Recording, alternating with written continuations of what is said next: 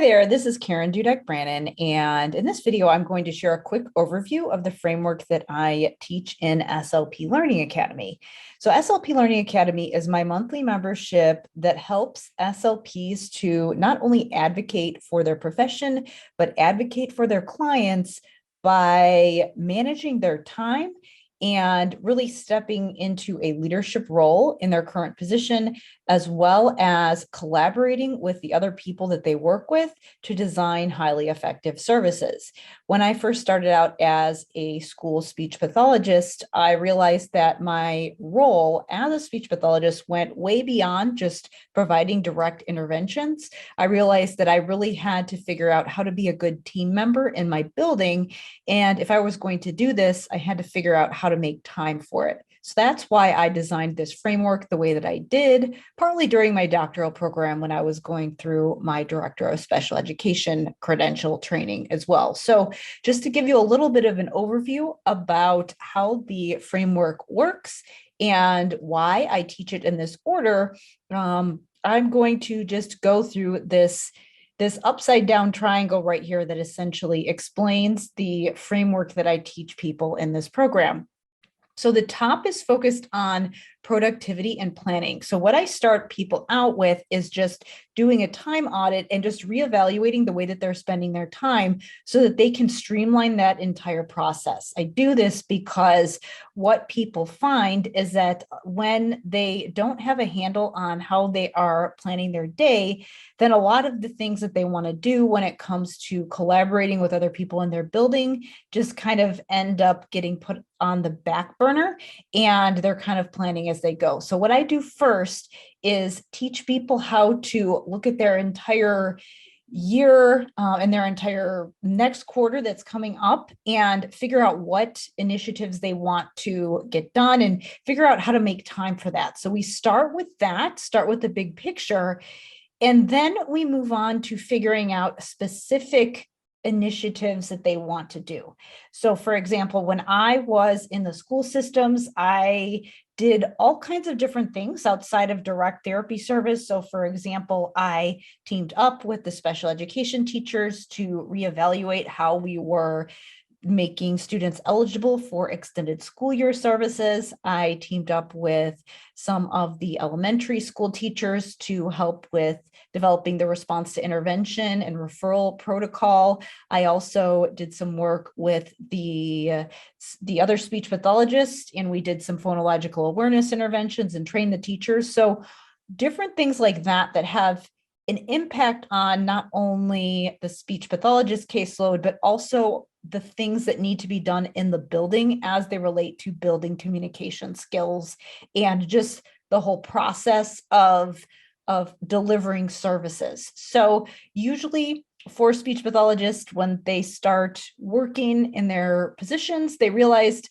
that there might be some barriers to providing effective services, or there might be some things that need to be reevaluated when it comes to just the protocols in their building, and speech pathologists can be a really valuable part of that process, but it can be really challenging to find time for that when it comes to just managing your whole caseload. So that is the second thing that I focus on. First, we get a handle on how the whole productivity system is going to work when it comes to planning your time. And then we start to put in some specific initiatives that we want to work on from a leadership perspective.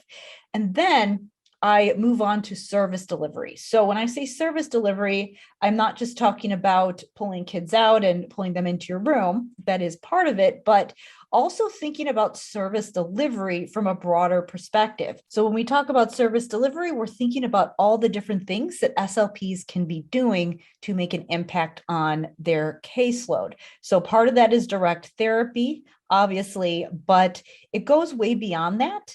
And this could include other models of providing services, whether it be training staff to facilitate language, whether it be consulting with teachers, whether it be doing classroom-based instruction, or whether it be providing materials for parents to do things at home. Again, all of these things take additional time. So that's why we started with productivity. But I teach them to think about service delivery from a broader perspective of just direct therapy, because all those other things are going to increase the effectiveness of the direct therapy that the speech pathologists are doing. And then last, I do talk about how to handle certain specific therapy protocols. I do provide some case studies and examples of different areas that speech pathologists need to treat. Again, the main part of the program is focused on the leadership, advocacy, collaboration with staff in the buildings, but I do provide some specific materials and protocols and teach SLPs how to manage their time so that they can really have a set of go-to staple protocols for each area that they treat so that they can actually make time for all these other really important things up here. So it's flipped because a lot of programs for SLPs start here. And this is important. There are a lot of things that SLPs learn in their pre-service training about this down here. This is definitely important, but where the needs are as far as what's not necessarily being provided in a lot of the other seminars for speech pathologists is really up here, thinking about service delivery, thinking about how we can really be a team member and a leader in the building when it comes to how we design services. And then also, in order to be able to do all those things, we need to think about how we're spending our time. So that's why this process is designed the way that it is. There is a core framework in the program where I give the members a set of trainings that they go through, but then a lot of the program is also just focused on Q&A and how to actually get these things implemented on an ongoing basis. So that is how the process works. That is how I was able to make a lot of changes and impact when I was a school SLP.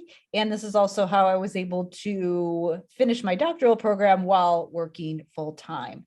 So when you do plan your time the right way and know how to prioritize, this can be possible, and it can certainly be something that can increase the effectiveness of the services that you're delivering.